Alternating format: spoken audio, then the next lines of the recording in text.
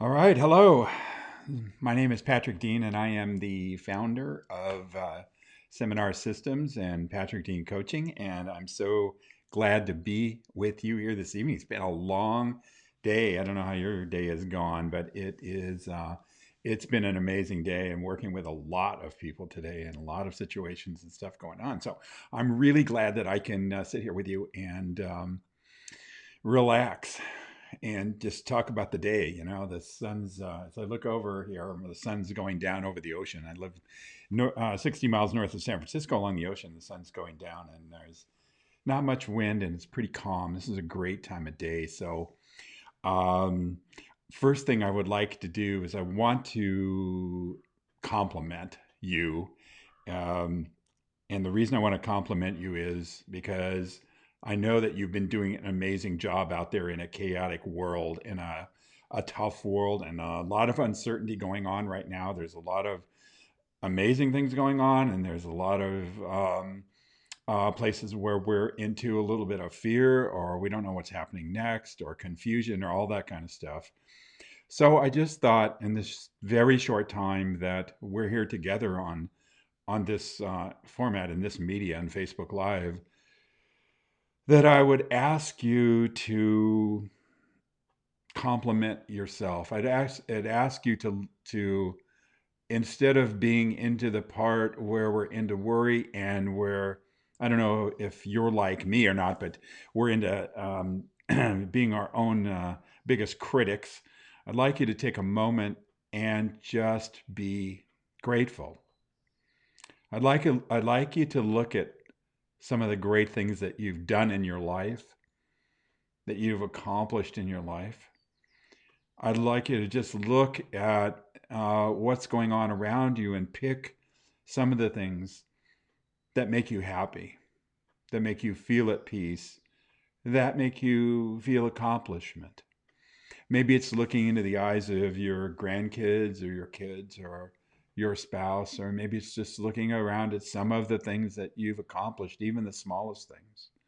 So just take a moment, jump out a critic here, and jump into the space of really acknowledging yourself and picking out those things that you've done. I mean, if you look at your life, you've made a difference in a lot of people's lives out there.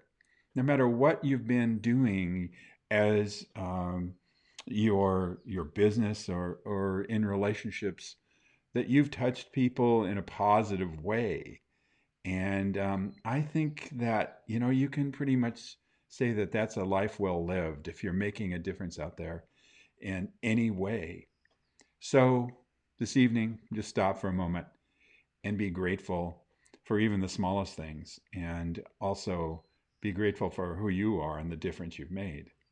So we're just going to talk for a little while about two things that I think are really important and really powerful ideas in creating more of a sense of peace and joy in our life. So, what we're going to talk about a little bit tonight is I'm going to talk about um, surrender, and I'm going to talk about opportunity, and I'll talk about those two things, and I'll start off with this quality called surrender. And I think that, every time I mention surrender, it just goes against everyone's grain. And as a matter of fact, before I got on here with you, I looked up in the dictionary the definition of surrender, and there was a lot of great words there. The definition of surrender is to give up, to give in, to yield, to lose, to submit, to raise the white flag and to throw in the towel. And so there's this natural tendency for us to see surrender as a failure and a loss. But I want to talk about surrender in a completely different way. And I'll start off, but I want to read something by a philosopher named Eckhart Tolle, and he wrote something about surrender. And maybe we can take a look at this new definition and see how it works into feeling better and feeling more joy in our life. So this is what Eckhart Tolle says around surrender. He said, surrender is the simple but profound wisdom of yielding rather than opposing the flow of life.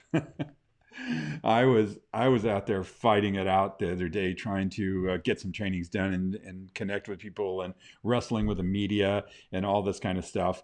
And when I picked this up and read it, I knew I wanted to share it with you tonight.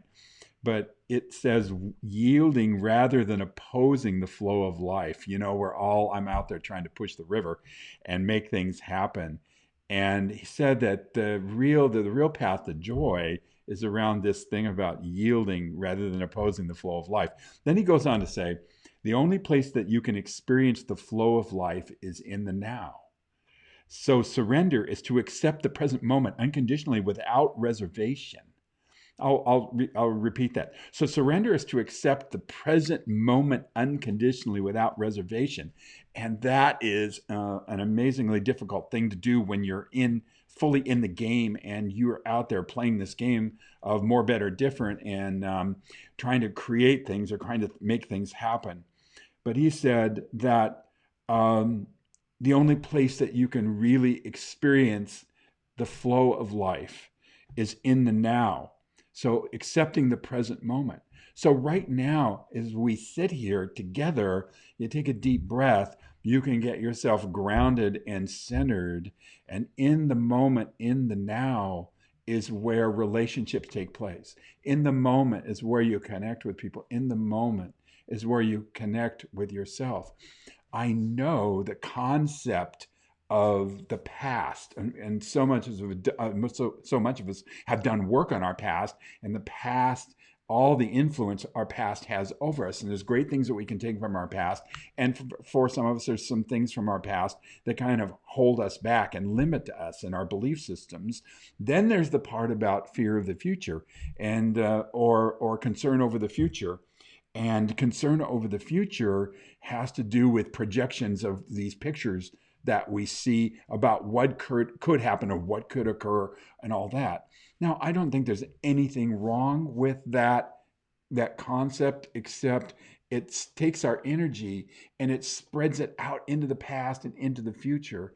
And what Toll's saying here is, I believe, is that the more that we can be together or experience each other in the now, the more that we're going to have a connection with those things that are important to us.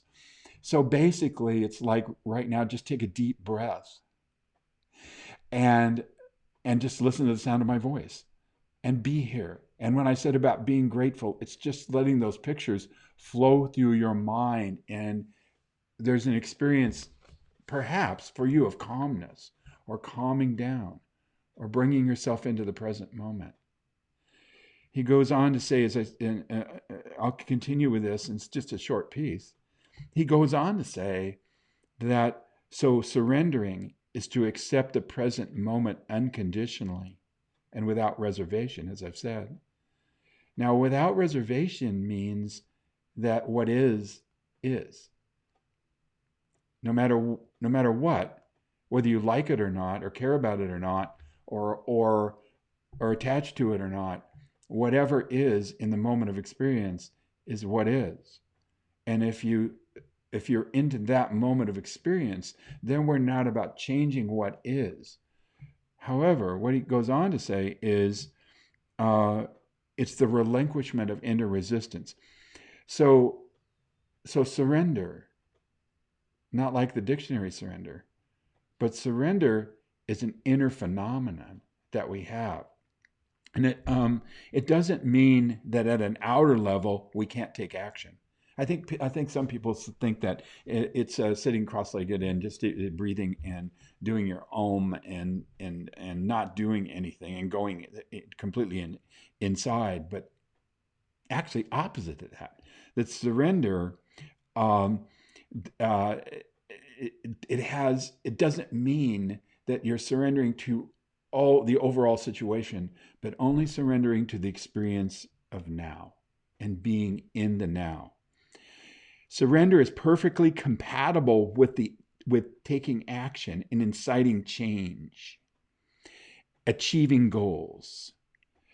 But in a surrendered state, you have a totally different energy a different quality of what you're doing. So surrender reconnects you with the actual source of your power and source of your being. And through this non-resistance, the quality of your consciousness, therefore the quality of whatever you're doing is affected.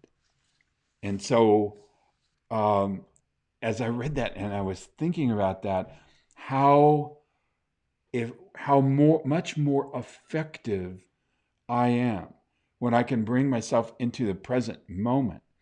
And what I mean by effective is I can be effective in connection because I can be with people in the present moment right now and be with them rather than doing that stuff about thinking about I could be somewhere else or doing somewhere else or what are we talking about here or what about my past, what about my future, what all of this kind of stuff that keeps us from really connecting. And so the practice of connection happens in the now. So you want to have great experience with people in your life and in your business. Practice being in the now in this surrendered situation. I mean, there's a great Zen story that talks about this old kind of Paji Zen monk who's coming home from a meditation meeting, and he lived along the cliff overlooking the ocean in a very simple shack. And as he approached it, coming home late at night, he heard a bunch of noise in his shack, and he got close, and there was this thief that had broken into his little home there, and it took all his stuff and jumped out the window and ran away with this bag over his shoulder into the night. And as the Zen monk went into his place and he saw that he had nothing really left, he turned and saw that the window that was left open by this thief was wide open, looking out, and there was a moon shining off the ocean. And so he said, "Oh my gosh, he took my stuff, but he left the moon." And so it's a story about surrendering to the moment of experience. So that and being grateful is an amazing way to have an experience in life and be connected. So the next thing, so I said I was going to talk about surrender a little bit. So let's leave this topic and we'll talk about one other thing, and then we'll kind of just wrap it up. So let's see if I can get this going here. Um, all right. The topic was tonight was will it all work out? And I will say that it's going to work out. And it may not work out the way we want it to, but it's all going to work out in some way. So, how can we have it work out the best way possible to create the most joy, the most compassion, and the most love in our lives?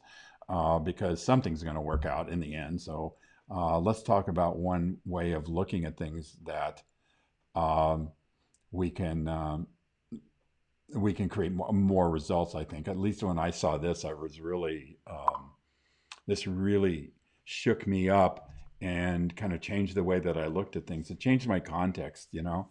So um, one thing I think that we can all agree on is there's one constant in the universe, and that constant is change. And it's happening all the time, every day. There's never one day that's the same as the next, and there's never one relationship that's the same as the next from one day to another, and we aren't the same physically. And so, in our life, in our experience, in the world, change always happens. You know, you just look at nature, and even if it's very subtle, there's never things that are the same from one day, from one moment to the next. So change in our lives. So we're really kind of characters of consistency and comfort, and we like things consistent. And so change brings about a feeling, and that feeling is universal in nature for all of us. And there's an experience, even if it's just a momentary experience of fear that happens in our lives. And the fear has to do with we don't know what's coming because change is always flowing. Now, when we're talking about surrender here, we're also talking about choice. And so we as a result of the change, as a result of our feeling and experience, we're faced with choices to make all the time. And so, how do we make choices? What are the best choices to make? How can we look at it and create the results we want in our business and our life and our relationships and all of that in our health? And what are those two? What are the two choices that we can make? So, I'm going to simplify it down here, but I think that one choice that we can make is that change and things moving around us is a threat to us. So some people see every change as a threat and something that's um, something to resist. And so if we see change as a threat, there's some actions that we take. There's some ways that we handle threat generated generated by the feeling of fear and change overall. So we see things as a threat. We go into attack, and attacking things is blaming other people. It's like going out getting on the freeway and having somebody cut you off and getting angry and pissed off at them and honking and giving the finger and going into an attack mode and possibly, who knows what happened to the person cutting you off. If you ever have you ever cut anybody off, and was it an accident or were you thinking about something else or whatever? But we don't give that space out there when we feel that we're threatened, that there's somebody out there pushing on us in some way. And so we go into this experience of attack. And I'll tell you, if you're into that experience right now of attack, it takes an incredible amount of energy to stay in that place and to generate that kind of anger and energy that you need to stay into attack. And no wonder if we're in that all the time that we're tired. And, I think the media and everything keeps us stirred up and into this place of threat. And so there's also some adrenaline goes along with that people don't mind. And so we can stay in this experience of attack. And everything has prices and benefits. And so I'll talk about the prices and benefits of that in a second. But I want to talk about the other way, I think, more common way that we handle threats that come into our life. We go into avoidance. And avoidance is not just putting things off or doing it tomorrow or shoving it aside or ignoring it. Avoidance takes all kinds of different forms. I think that you could name your favorite way of avoiding. I could name my favorite way of avoiding, which would be, maybe I go take a nap or I go golfing instead of doing what I need to be doing, or I eat too much or whatever I do that's compulsive in nature.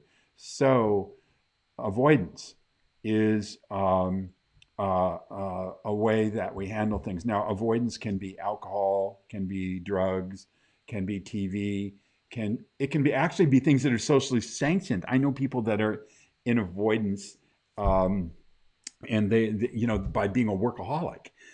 And people go, wow, what a great worker, what a So you would just have to determine how you avoid all of it, of course, driven by fear and threat. And so now you're into one kind of avoidance or another. And then what happens, and this is the prices and benefits of everything, every choice we make, is that we get into resistance and resentment and revenge, or resignation, let's put it that way. And then what we have is we have this low level of energy.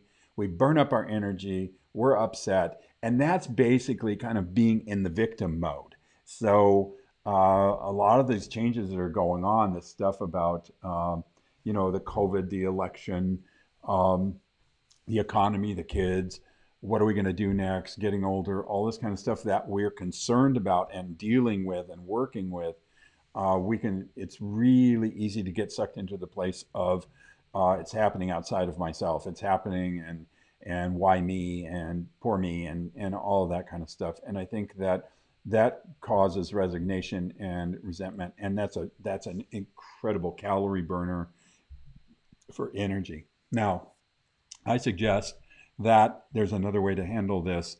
And I think that another choice to make, I think it's a rarer choice, but a powerful choice, is to shift around and take a look at change as opportunity. I'm not being I don't mean being Pollyannish or overly positive thinking or anything like that, but really take a deep look at the idea of what's in front of us. I think, I can share personally that the whole COVID thing, the whole thing of being sequestered at home, the whole thing of the change and the ability, my ability to do trainings live or traveling to countries around the world that I miss, visiting my friends and being there and doing my trainings live. I've had to really operate from a completely different place and use Zoom and use other media to see if I could create transformational change with people. And it's forced me to do something completely different.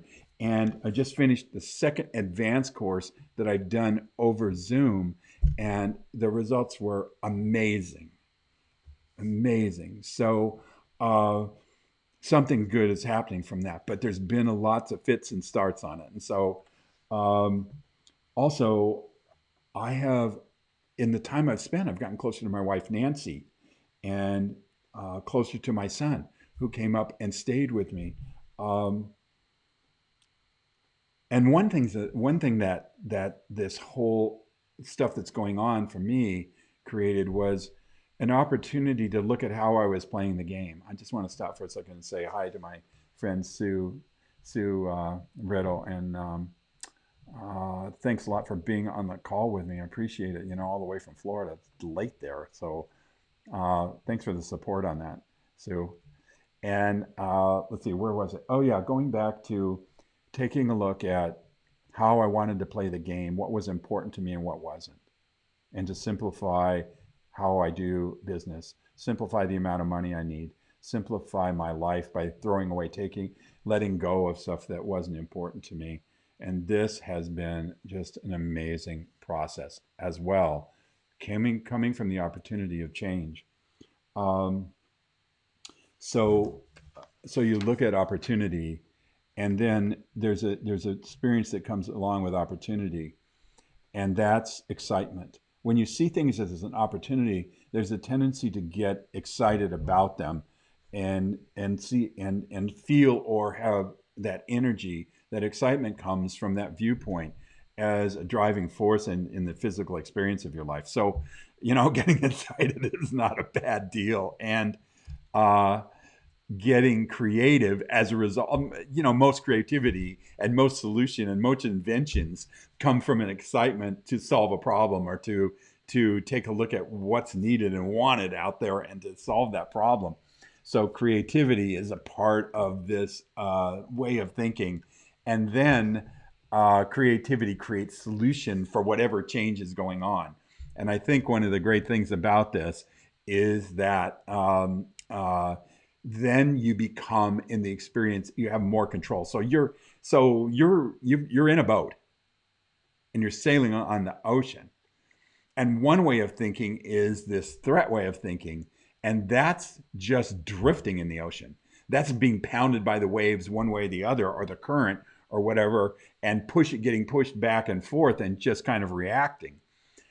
You've got to sail on the same ocean, but if you look at things like an opportunity, it's like putting your sails up and having a rudder, and being able to direct the direction you want to go. I think, and you're going to still have the same waves and the same stuff going on, but you're going to have an opportunity to direct your direction, take your energy, and put it in in different ways. So uh, that's it. And the last thing to remember here about this whole thing about change is that it doesn't take much of a shift of how you see things to change completely your reaction to that, and to go out and to be more effective. So if all of this chaos that's going on and all of this stuff that's going on, you feel like you're at effect to it, of course you're going to feel low energy, or you're going to feel anger, or you're going to feel some confusion. If you look at around you at an opportunity, and especially an opportunity about how to make a difference out there, that will the actual challenges will create energy in your life. And so that's two ways of thinking that I want you to, or I challenge you to think about two different ways. So the surrender is pretty deep transformational experience of just taking a deep breath and letting it go. You know, I figured out that I'm not Bill Gates. I'm not Brad Pitt. I'm just Patrick Dean. And then I have my limitations, and I have my talents, and I have my gifts just like you do. And if I surrender to that, then I can play with what I have and be more effective with what I have. So that's my challenge for you guys. Surrender and see the world as a positive, more positive place that provides opportunity. I have one opportunity for you all that are listening tonight, and the opportunity is right down there at the bottom of my picture here. Is we're going on November 10th, Tuesday, November 10th, at 6 p.m. Pacific. I'm going to do a completely new training, a free training for people who want to take a look at designing their life and know that the best of their life is in front of them. That we all, I want you to think about something that you really want to create in the next year. And I'm going to do a training on how to design your life and the system around that. And I've got my good buddy on this training with me, Mary Jo Hilliker. There'll be two of us, and this is going to be an hour to an hour and a half at the most, and we're going to talk about designing our life. And I just wanted to, there's no charge for that, but I do ask that you register. So right down there at the bottom, that www.gamma360.com, Patrick Dean, is just a registration page. And I think there's a limited, I do believe on the platform we're on, where there's a limited amount of people that we can have on it. But since you're my friend and you're listening to this and you're into transformation and making the world a different place, or a more compassionate place anyway, I invite you to be on that training on Thursday. Put it on your calendar and look forward to it. And in the meantime, always look around you and see the great things that you've accomplished and done, as well as pushing yourself for more. So surrender and see the world as opportunity. Thank you very much. I love you guys, and we'll do another Facebook Live in a couple weeks. But join me next week on the Zoom training. It's going to be awesome. Bye bye.